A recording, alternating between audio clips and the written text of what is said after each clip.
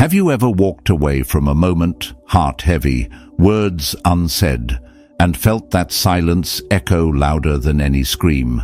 Silence is not always peace. Sometimes it is the weight that drags the soul into regret. The Stoics, masters of restraint, knew the power of holding one's tongue. But they also knew that there are moments when silence is not wisdom. It is abandonment of one's duty. Epictetus taught that we are not disturbed by events, but by our judgments about them. And yet, when injustice stands before us, when truth is at stake, judgment demands voice. Seneca warned that a life too quiet may be one too complicit. Even Marcus Aurelius, the philosopher emperor, in all his calm reflection, reminded himself daily that to be good is not merely to think, but to act. This is not a call for noise. It is a reminder of discernment, of knowing when silence preserves peace and when it protects evil. In a world that often rewards compliance and punishes conviction, it takes courage to speak with clarity, without ego, without rage, but with purpose. There are moments in life when your voice is not just wanted, it is needed. Times when remaining silent is not neutral, but a quiet surrender of your values. What are those moments?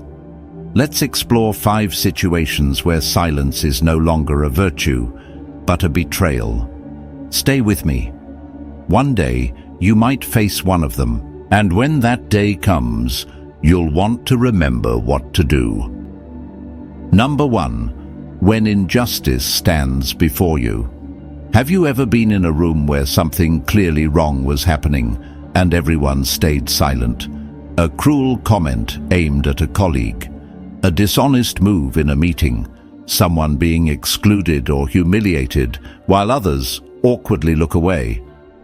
In that moment, your pulse quickens. You feel a tightening in your chest. Your instincts whisper, "This isn't right." And just as quickly, another voice follows. Stay out of it. Silence in that moment feels safe, comfortable, harmless. You might even tell yourself you're being stoic, calm, detached, composed. But true stoicism is not passivity. It is clarity, responsibility, and moral courage. The Stoics taught us to master our impulses, but never to suppress our conscience. Seneca warned, "He who does not prevent a crime when he can, encourages it." To see injustice and do nothing is not restraint. It is quiet surrender. And in that surrender, we lose a piece of ourselves. Think of a common scenario. You're in a workplace meeting. Your teammate, who worked tirelessly on a project, is overlooked while someone else takes the credit. You glance around. Others notice, but no one speaks. The person sits in silence, maybe even smiles politely, but inside, you know it stings. Now, imagine you say just one sentence. Actually, I believe that idea originally came from Alex. Calm, simple, no drama, just truth. That small act might not change the world, but it shifts the room. It restores dignity. It reminds everyone that someone noticed and someone cared. Marcus Aurelius wrote, "Waste no more time arguing what a good man should be. Be one." Injustice doesn't always arrive in the form of great battles or historical moments. Often it walks quietly beside us, in the school hallway, the office boardroom, the family dinner. And it survives not because people agree with it, but because people stay silent.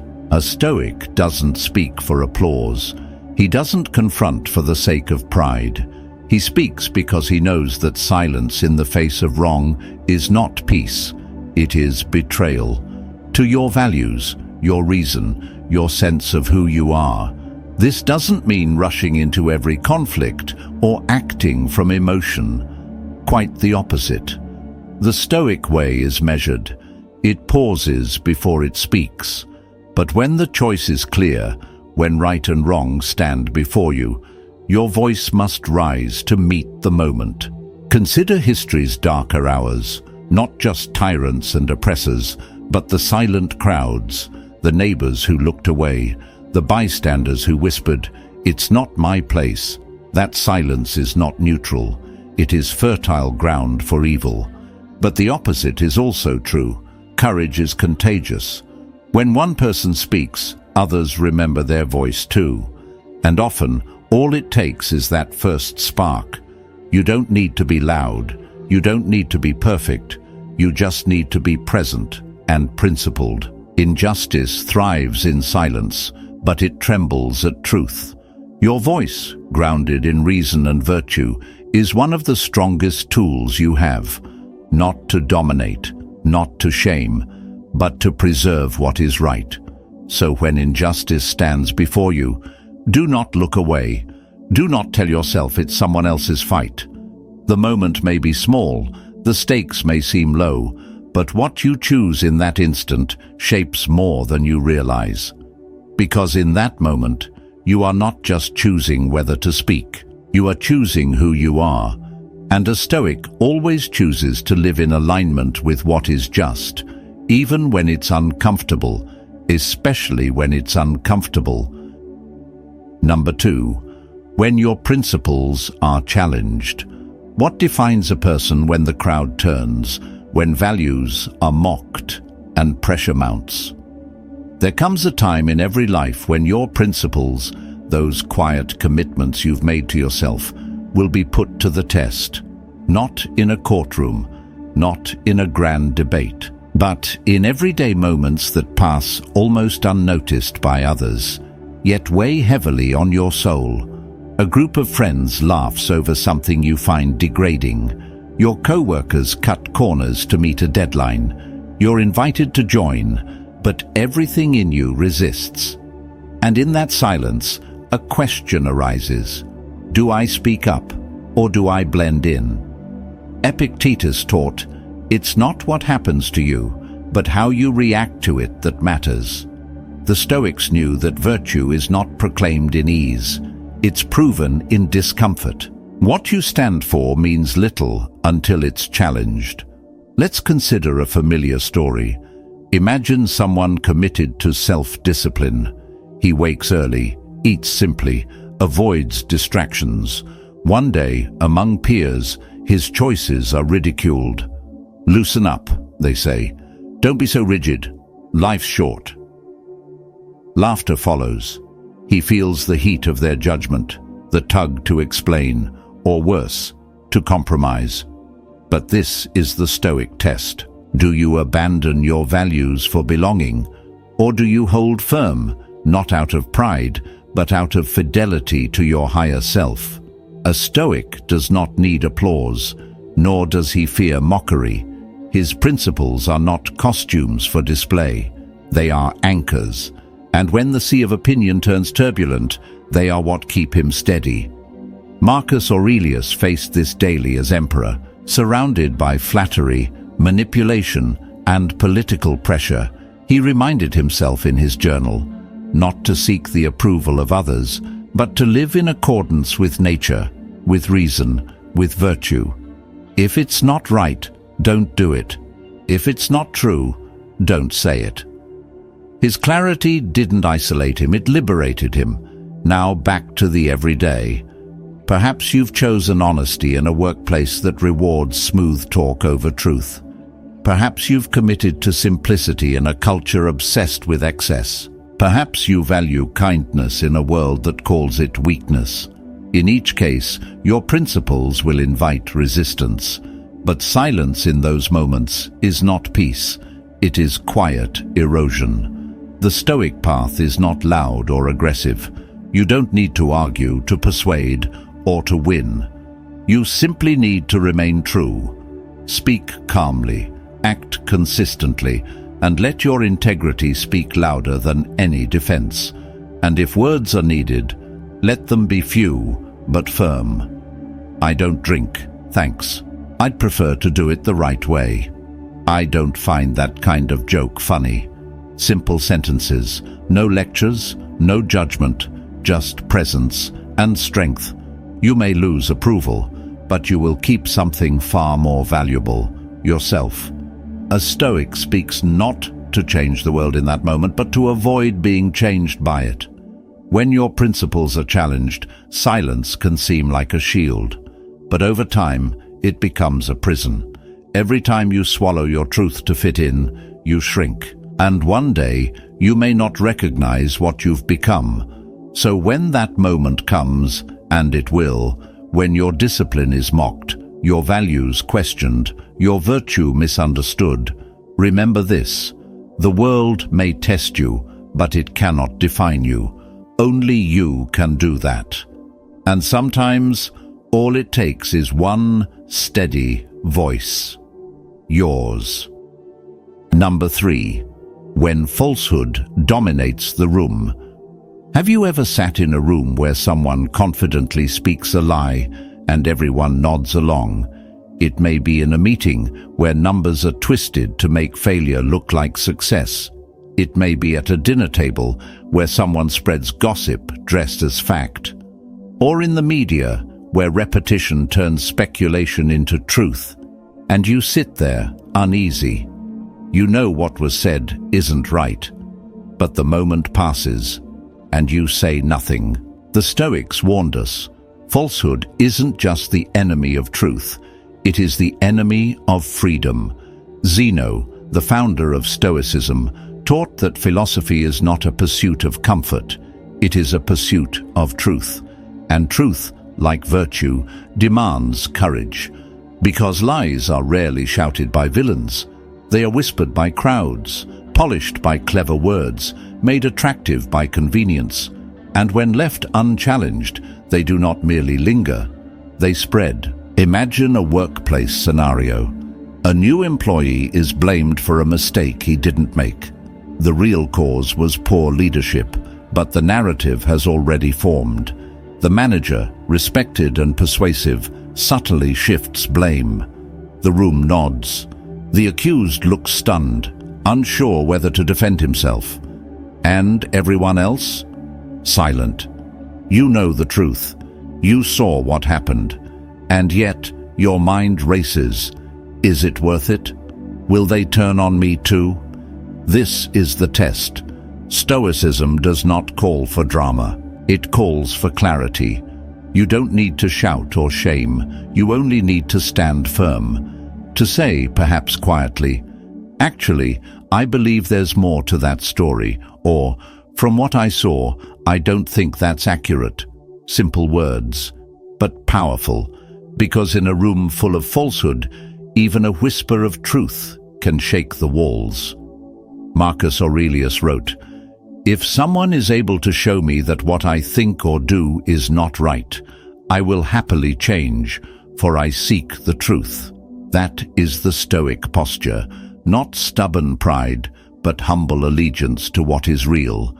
When deception dominates, a Stoic speaks not to win, but to anchor themselves to reality. Falsehood wears many masks. It can look like office politics, social media misinformation, cultural half-truths, or even the stories we tell ourselves to avoid accountability. And every time a lie is left unchallenged, it becomes a little stronger, a little more accepted, a little more normal. But truth is not noise. It does not need to overpower, it only needs to endure. Seneca warned that truth, once betrayed, becomes a source of shame. Not because others believed the lie, but because we did nothing when we could have spoken. And over time, that shame turns inward. It becomes silence we cannot shake. Consider this. When you allow a lie to stand uncontested, you are not just protecting others' comfort, you are sacrificing your own integrity. A Stoic knows the cost is too high. This does not mean becoming combative or self-righteous. The Stoic way is to speak with precision, not pride, with calm, not condemnation. The goal is not to crush the liar, it is to defend the truth. So when falsehood dominates the room, ask yourself, if I don't speak now, who will? And what becomes of me if I stay silent? You may face resistance, you may feel alone, but truth, like the sun, does not need to argue.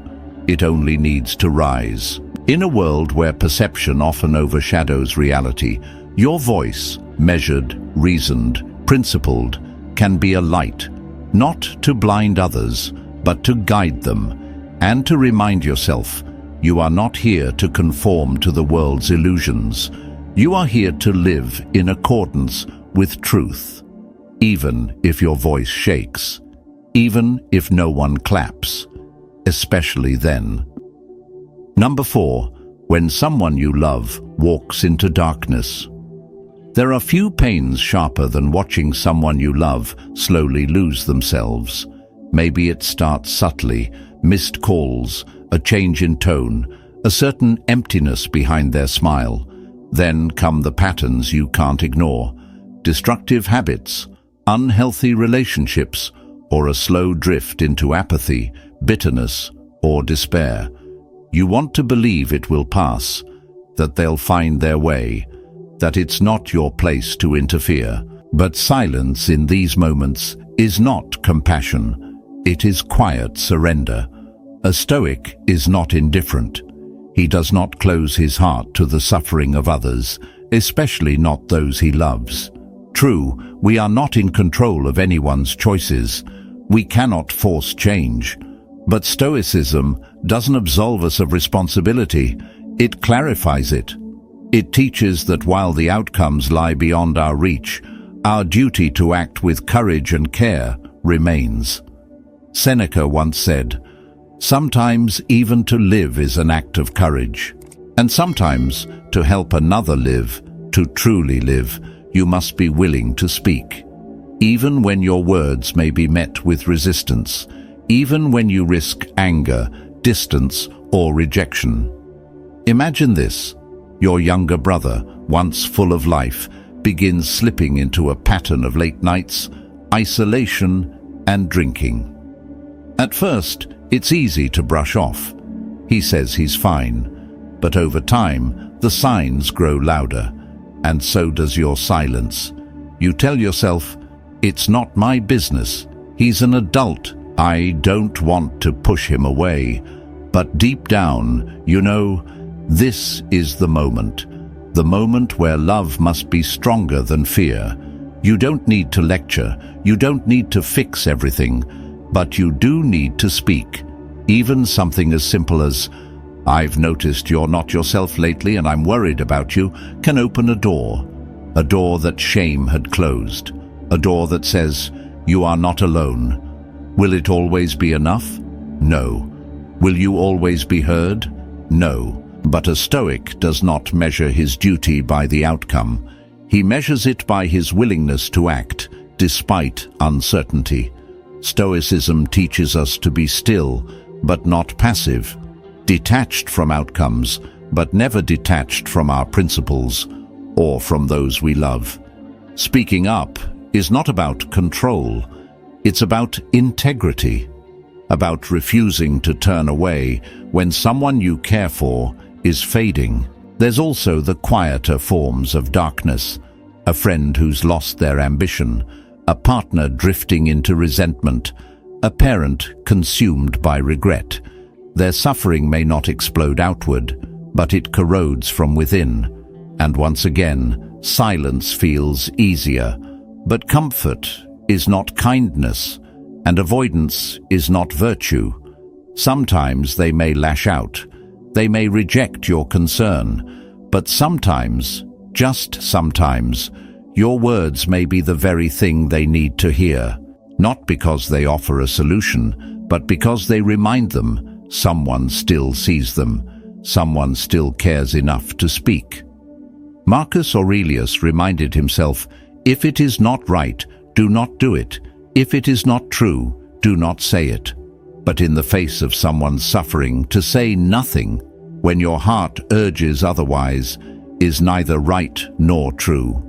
So when someone you love walks into darkness, don't wait for the perfect moment. Don't tell yourself your silence is respect.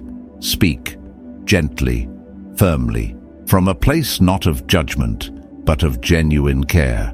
You may not always save them, but you will know that when the moment came, you did not run. You stood with them, even if only for a moment, as a voice of reason, of compassion, of truth. And that, for a Stoic, is enough. Number 5. When you know the truth, but fear speaking it.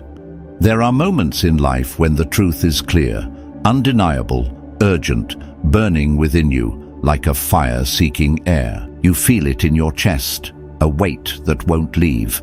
You know what needs to be said. But then fear steps in, fear of rejection, fear of backlash, fear of standing alone. Fear is the great silencer. It doesn't always shout. Often it whispers. Stay quiet. Don't stir the waters. Protect yourself. And many obey, not because they lack truth, but because they lack the courage to voice it. But Stoicism offers no refuge in silence born of fear. It offers clarity. Memento mori. Remember, you will die. A sobering thought, yet deeply empowering. Marcus Aurelius reminded himself daily of mortality, not to surrender to dread, but to strip away illusion. What will all our fears mean when our time runs out?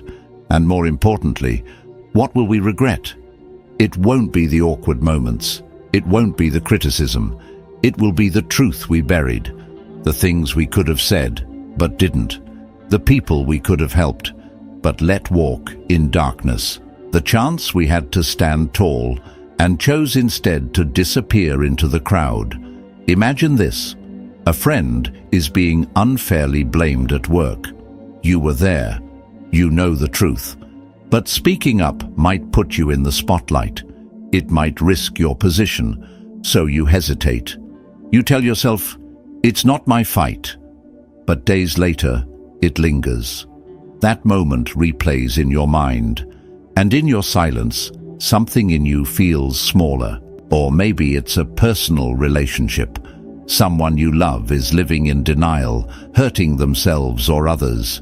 You see it clearly, but the truth is sharp, and you're afraid of how it will land. So you stay quiet, waiting for a better time. But that time never comes. And slowly, your silence becomes part of the problem. Seneca wrote, "A man who suffers before it is necessary suffers more than is necessary. Fear makes us suffer in advance, yet rarely saves us from the pain we fear. And worse, it robs us of the integrity we need to live honestly. Speaking the truth doesn't require harshness. A Stoic doesn't raise his voice out of anger or pride. He speaks with calm, with reason, and with conviction, not to win arguments, but to remain faithful to what is right. Your voice, when guided by principle, can be firm without aggression, honest without cruelty, strong without spectacle. Sometimes it only takes one sentence. I don't believe that's true. I need to be honest with you. I was there, and that's not what happened. They may not change everything, but they change you. They remind you that you are not a passive observer in life. You are an agent of character, of conscience, and even if the world doesn't listen, you will know that you did. Stoicism teaches us that we cannot control the outcome, only the action. Whether your truth is accepted, dismissed, or ridiculed is not your burden. Your task is to speak it with integrity when the moment demands. Because if you don't, who will? So when the truth rises in you, when fear tightens your throat and tells you to wait, ask yourself, what kind of person do I want to be? Not just in comfort, but under pressure. Not just when it's easy, but when it counts. This is the final challenge of silence, to resist the urge to disappear when your voice is most needed, to choose courage over comfort, and to remember, a truth unspoken is a truth abandoned. A life of silence is not peace, it is surrender. And a Stoic never surrenders to fear. A Stoic does not speak to fill the silence. He speaks when the moment demands honesty, when silence would betray his conscience. His words are not for praise or approval, but for truth, spoken with calm, with courage, and with care. In your life, there will be times when you're called to speak. Some moments will seem small, others will test your very core. When that time comes, don't let fear hold your voice. Speak, not to be heard by many, but to be true to yourself. The world has enough noise. What it needs are voices that rise with purpose, steady and sincere. If this message spoke to you, drop a quick "Speak Truth" in the comments. Let's remind each other we're not alone in this path. And if you're wondering what happens when you stop giving people second chances, the Stoics have something to say about that too. Stay tuned. You're stronger than you think. Keep choosing truth. Keep walking with courage.